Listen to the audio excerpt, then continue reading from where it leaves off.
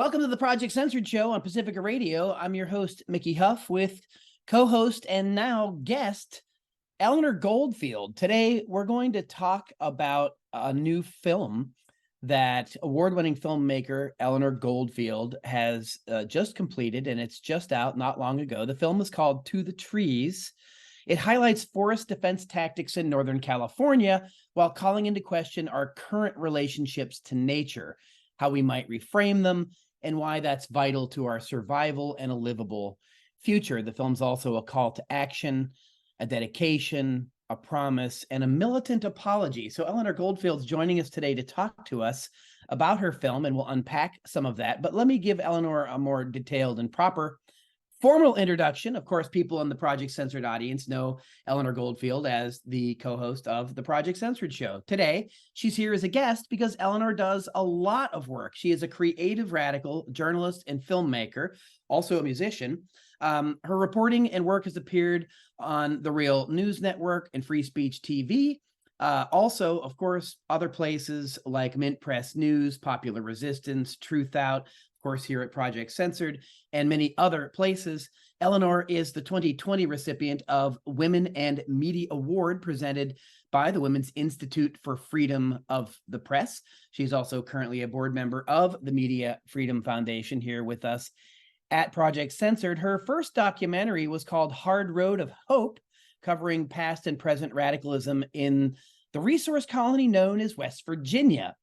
And I'm sure Eleanor will allude to that and talk more about where you can see her work, her films. That film actually garnered international praise, including Best Feature Length Documentary Award. You can also see Eleanor's work as co-host of the podcast Common Censored, along with Lee Camp. Eleanor, I could go on and on reading more from your bio and all the amazing things you do. But, and again, that's because I do want the Project Censored audience to know how broad your spectrum of creativity and your streak of independent journalism and your truth telling. It's really riveting. It's amazing.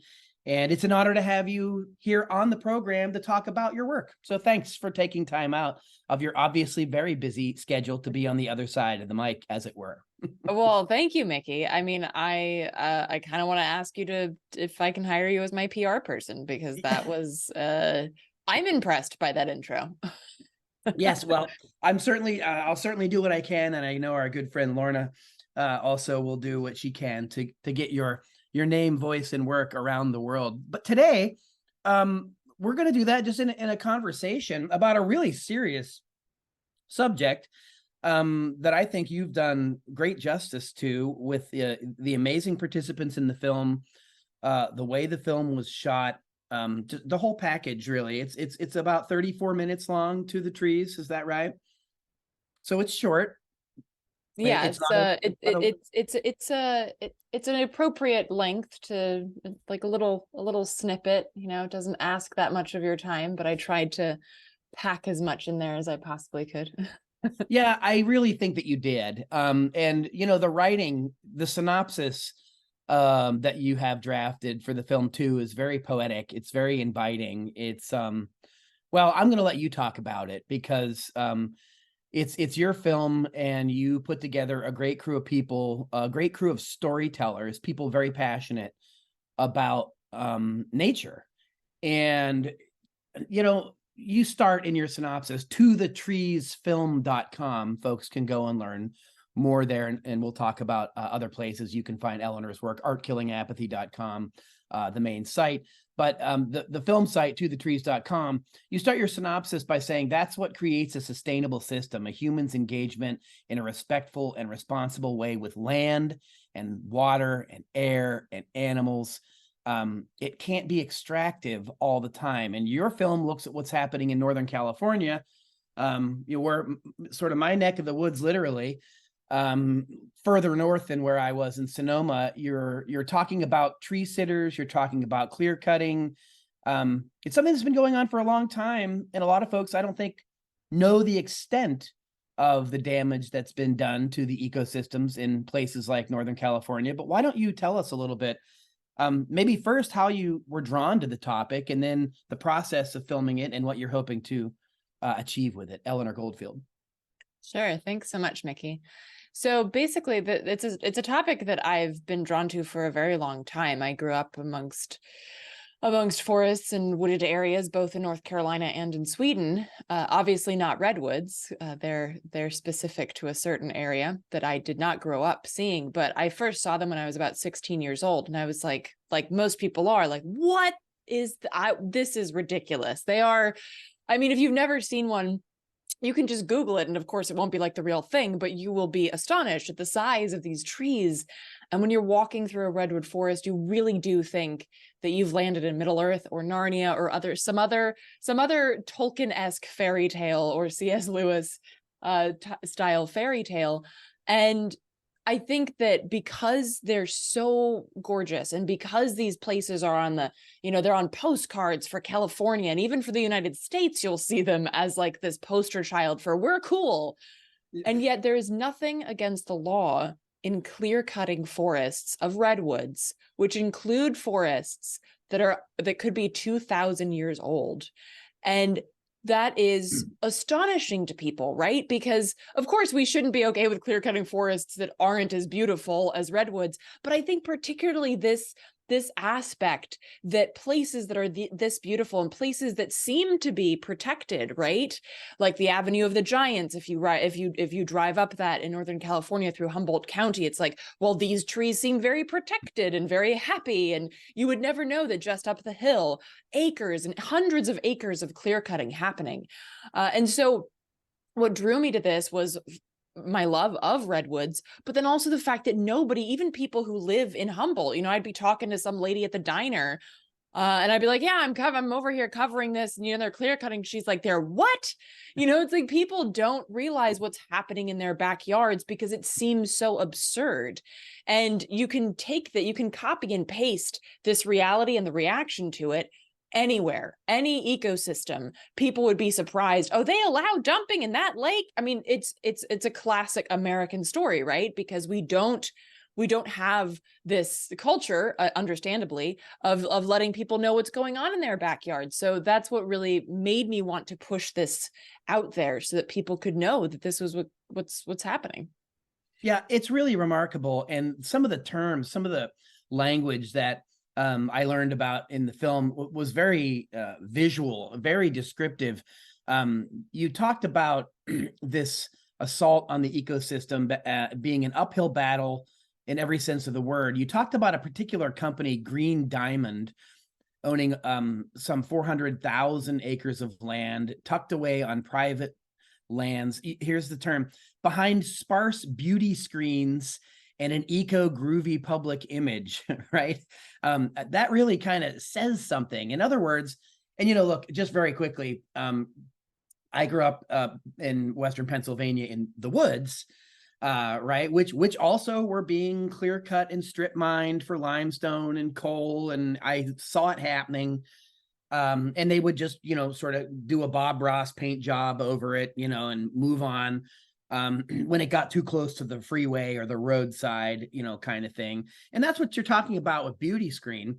I too remember when I came to Northern California, it's been over 20 years now, 23, 24 years. When I first walked through one of those forests, it was like, hey, wait, I grew up in the woods and this is not it. It is absolutely amazing to behold. And I do remember the first time being around a well over 1,000-year-old tree. And I mean, it's literally breathtaking. It's a riveting thing to be around that, to be present among just the energy in those kinds of settings. And I know some people may be saying, oh, this sounds absurd. And this sounds like a religious experience. Use whatever terms or phrases you want. The point is that it's something to behold in nature. It's extraordinary. And we don't have a great track record, Eleanor, in our country of treating nature in extraordinary ways, meaning to reserve and revere and respect it. Our extraordinary ways with nature are to conquer it or overcome it or control it or harvest it. And in the process, of course, of alleged progress and transformation, we leave in the wake of human development great waste and destruction. And that's really what your film, I think, so passionately captures, You have some amazing people in the film, including activists, forest defenders, as they're called, as well as the executive director and staff attorney for the Environmental Protection Information Center, or EPIC. I've been familiar with EPIC for years, along with Wheeler and their amazing work. Can you tell us a little bit more about the process of the filming and what you captured and what these amazing people really, this story that they tell and how you capture it? Sure. And first, just to speak to that point that you shared, Mickey, which I think is really important, people will kind of have this knee-jerk reaction like, oh, that's ridiculous to suggest that you love a tree or that you love, and it's like, is that really ridiculous? Or is it ridiculous to think that you can conquer this tree, or that this tree is worth so little that you can chop it down when it's literally been there since Jesus Christ was born, supposedly? So, I mean, this is what's more ridiculous, right? Like the total paradigm we have with nature, which is really based on our misunderstanding that we are separate from nature. And I think all of what we're seeing with climate chaos is just the nature being like, actually, no, you're not. And let me prove it to you.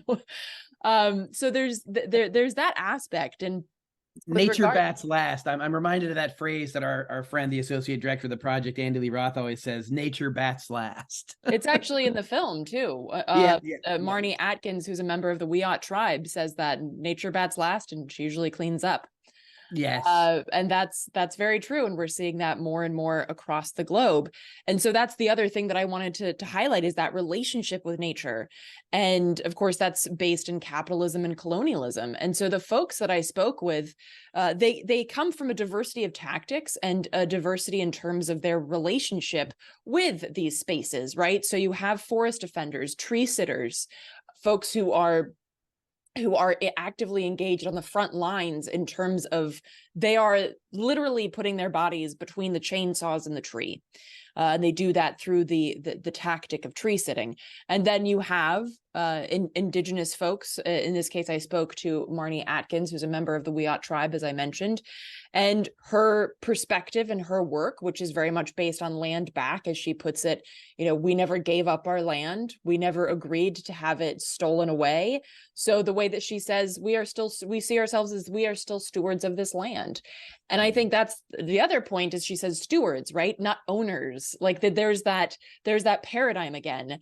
Ownership suggests an abusive relationship, right? We can look at the US's history, slavery, the ownership perspective, right? But to say that you own property, that you own land, that is an abusive perspective on that ownership. But steward, if you're stewarding something, that is a respectful relationship. And you mentioned Tom Wheeler, and I love his perspective because it is, again, a diversity of tactics.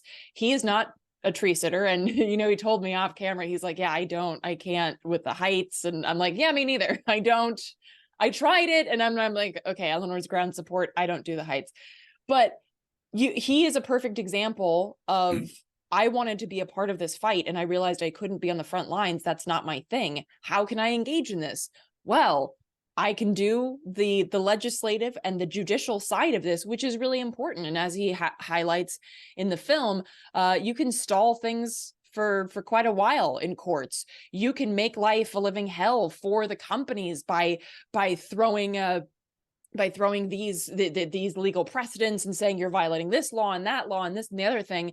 And he also discusses that relationship that they have with tree sitters, that these folks can go into these places behind the beauty screens and then report back to EPIC about what's going on. So there's this mutually beneficial relationship there that I think is also really important, and highlights that the idea that even if somebody's doing a tactic that you wouldn't do or that you might not agree with, work with them. Because if your goal is the same, to protect the forest or to protect the lake or what have you, then working together is necessary. And not everybody can be in the same place. Not everybody should be in the same place. And so those are the perspectives that I shared. And of course, Marnie Atkins is more so the perspective of how we shift that relationship, and also why Indigenous stewardship of these lands is so important. Yeah, absolutely. And I want to get into a little bit more of that and maybe into some of the specifics of the film, just so our listeners can get maybe a broader understanding of the significance or the extent of the situation, that you're talking about, because it is vast, and the percentage of the forest that has been taken, right, and it's pretty significant. And I think the beauty screens exist literally and metaphorically, right? There, a lot of folks that don't live anywhere near these things have no idea of the vastness of the forest, number one, but subsequently they don't necessarily understand the destruction and the fact that these kinds of forests don't grow overnight. You can't just replace them. You can destroy them in an afternoon. And I think that that's something that maybe you can help paint a better picture of, to help people understand some of the folks in your film, the forest defender, Pat Mugwort, and also, of course, the tribal citizen, Marnie Atkins, that you talk about from the Wild Tribe. And I think that that's something that we should maybe unpack a little bit more with the specificity, and also some about the company Green Diamond. Before we do that, very quickly, I just wanted to remind listeners you're tuned to the Project Censored Show on Pacifica Radio. We're joined today by Eleanor Goldfield, erstwhile co-host of this program. Today, Eleanor is on the other side of the screen and the mic, because Eleanor is also an independent journalist, a creative radical, a filmmaker, and many, many more things. Today, we're talking about her latest documentary film, To the Trees. You can see more at tothetreesfilm.com. This is a very important film that looks at forest defense tactics, specifically in Northern California, and also calls attention to our current relationships to nature, how we might reframe them, and why it's really vital to our survival in a livable future. And Eleanor, just before the break, we were getting to that. You had mentioned, again, some of the folks you talked with in the film, and I wanted to maybe try to focus a little bit more on the perspective of the folks that are tree sitters or forest defenders, and also an Indigenous perspective. You, I thought, did a really nice job earlier saying Eleanor is not into heights and up in the trees. Julia Butterfly Hill, whom we used to know years and years and years ago, up in the trees, and we would see her down on the ground in Berkeley on occasion. And we would just thank her and say, I cannot go up there. But there is a serious ground effort, as you say, that supports these people. But let's talk a little bit about what it means to be literally a forest defender in this way, and also being an Indigenous person working to reclaim nature, in a decolonizing way. Eleanor Goldfield. Yeah, absolutely, Mickey. And I just want to go ahead and say that I can't speak for, in particular, Indigenous peoples, but also current tree sitters, because I am not one. Mm-hmm. But I can share the stories that have been shared with me, and I can share the perspectives that I've understood through that. And they're in your film. They're Right. in your film, yeah. Right. And I say that, and I think some people are like, oh, semantics, but isn't all of life and philosophy semantics, really? So some people will say, well, it's just a silly distinction that you're making. But I do make the distinction that I'm not telling people stories. I'm offering a platform for them to tell their stories, because they're not mine to tell. Absolutely.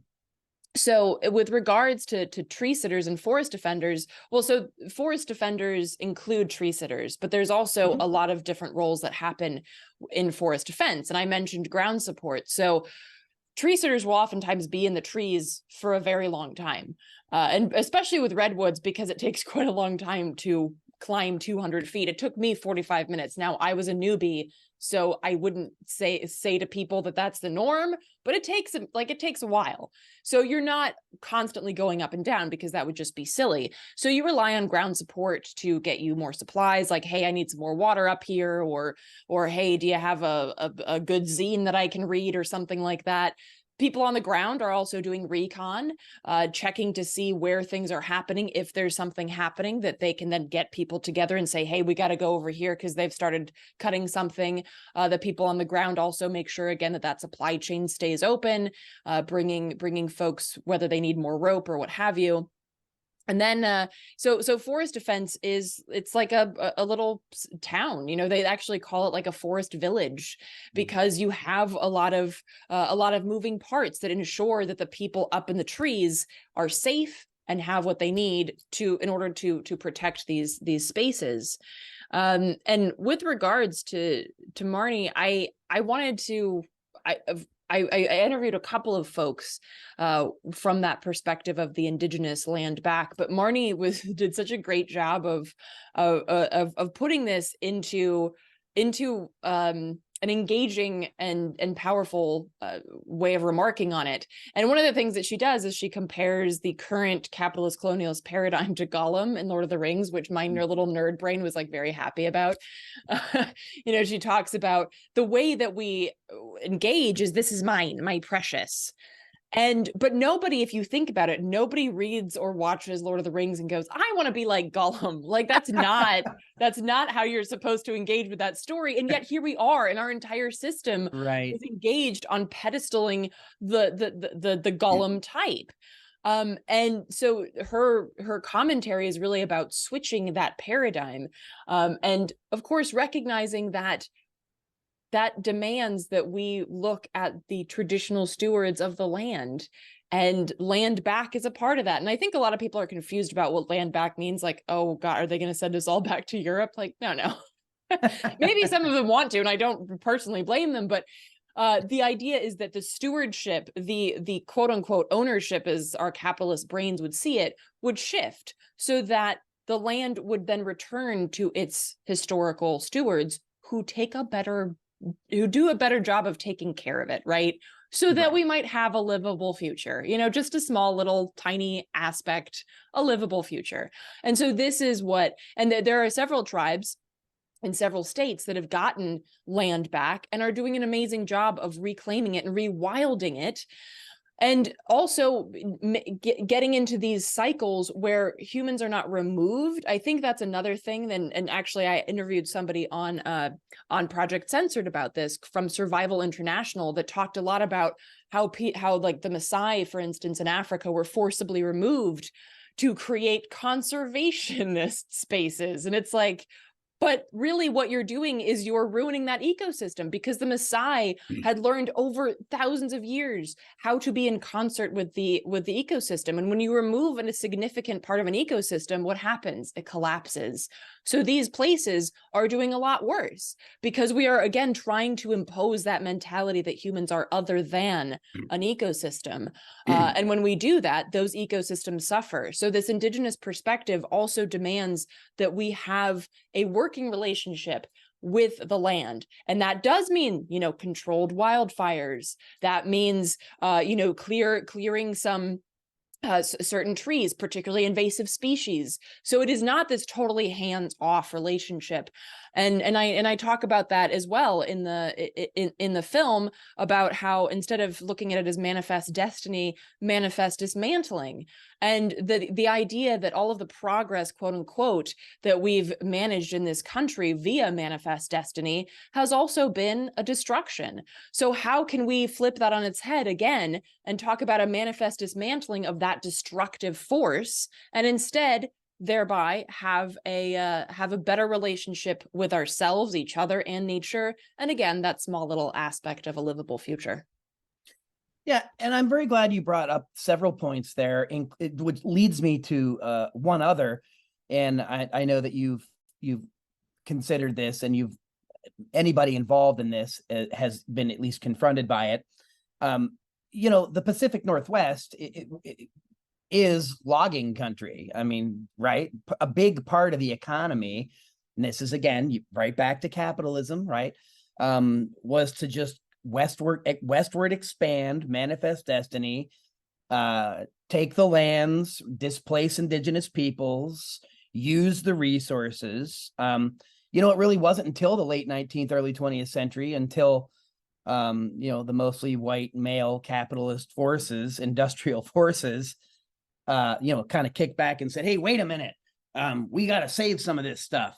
And Teddy Roosevelt gets all this credit for, pushing for conservation, as you noted, and, this stuff. And look, but there are people living in the Pacific Northwest that make a living off of this industry, through this industry. You did just mention there needs to be some management of the ecosystem. Obviously one that's clearly less rapacious and destructive. But how do we balance, or is there even any way to balance these forces of people, harvesting that forest, making living off of this? I mean, these people then are then pitted against each other as enemies. And they're often people from the same working class backgrounds. I know you uncovered this a lot in The Hard Road of Hope. And if people haven't seen that, I strongly urge it. In West Virginia, having grown up in that area, the story you tell in that film it's just very true in a grassroots way, those real conflicts and how people eventually work together to try to deal with these things. How do you see any of that happening, or did you see any evidence of that in, you were in Northern California, Humboldt, not quite completely, but certainly the southern end of the Pacific Northwest and the logging extravaganza that goes on there. Eleanor Goldfield.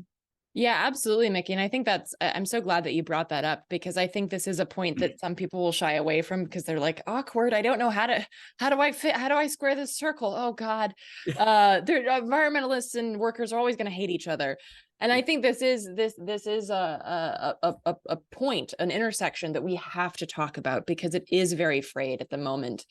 And I think that one of the tree sitters, Pat, and I should mention that tree sitters and forest defenders will often use fake names, and they'll cover their faces for safety and security reasons. So I don't believe that their real name is Pat or Mugwort. But maybe somebody named their kid Mugwort, and more power to them. There's no Gollum there. No, there was no Gollum. But so, and Pat actually talks about this in the film, the idea that they say, I want to see restoration jobs, because obviously if you can pay someone to cut down a tree, why not pay someone to plant a tree or to restore an area? But they also point out, I recognize that it can't all just be about jobs, right? And it can't be. But at the same time, as one of the characters in my first film, Hard Road of Hope, says, you can't just tell someone to quit their job. Like, that's not, because unfortunately we do still live in a capitalist system. And if somebody told me to quit my job, I'd be like, cool, what am I going to feed my kid? Your well wishes? Like, so you have to understand that this is the reality that people live in. And maybe people don't enjoy cutting down trees. I imagine somewhere deep down, it does feel icky. Just like people don't want to work in torture farms, slaughtering animals in this horrific way.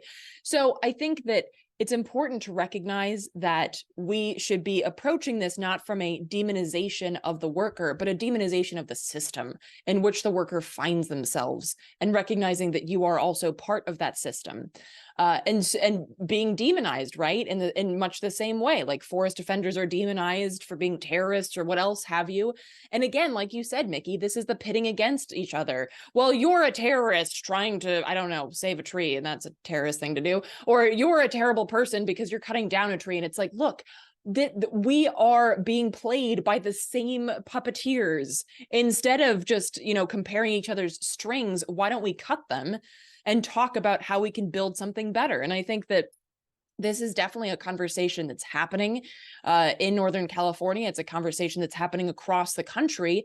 The problem is that unfortunately, these logging companies, these big companies, are still the main people, as you pointed out, Mickey, that are doling out the jobs.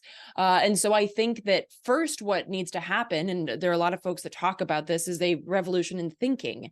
Before we have that revolution on the streets or in the forests, you have to have a revolution of thought, because people need to be ready to put down the axe. Well, I mean, not that people use axes anymore, but the proverbial axe, and say, I want to do something different, and I want to create a space where a job in reclamation works.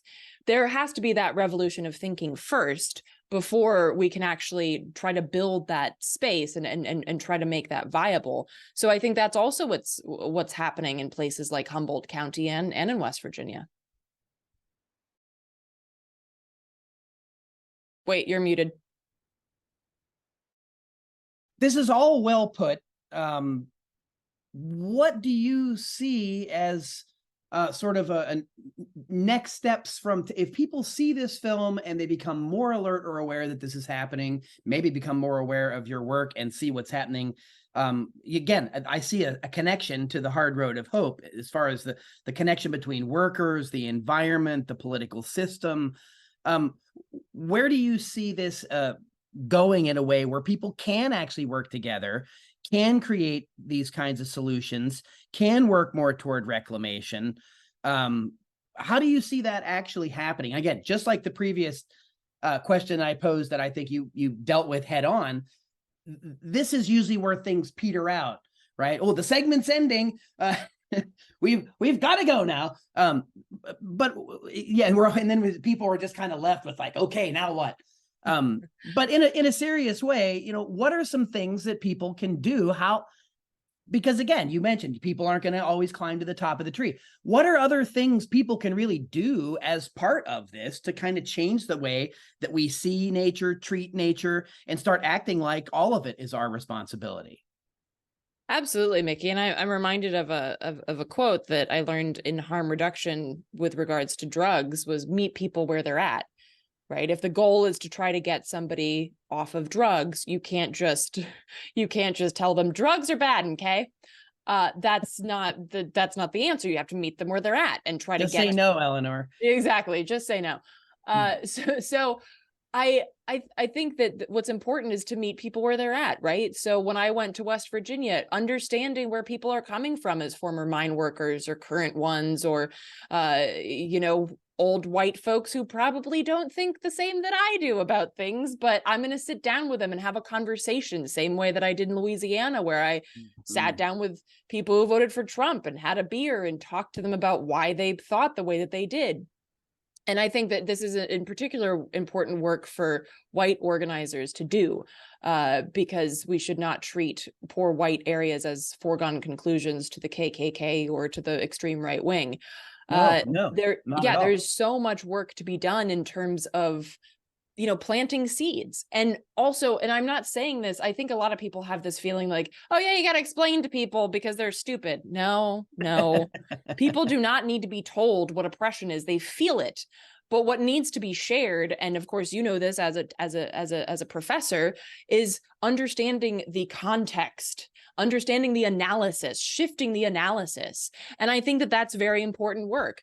And I think that what needs to happen with regards to whether that they be Northern California or whether that be West Virginia is just talking about and going into these spaces, not as a logger, like if you are a logger, going into these spaces as something other than. And I think what they did in Atlanta was brilliant. They when they first started this campaign, they had parties in the forest. They had forest walks where they looked at different mushrooms and different animals and critters. They were like, bring your kids and we'll do childcare in the woods. I mean, it was brilliant.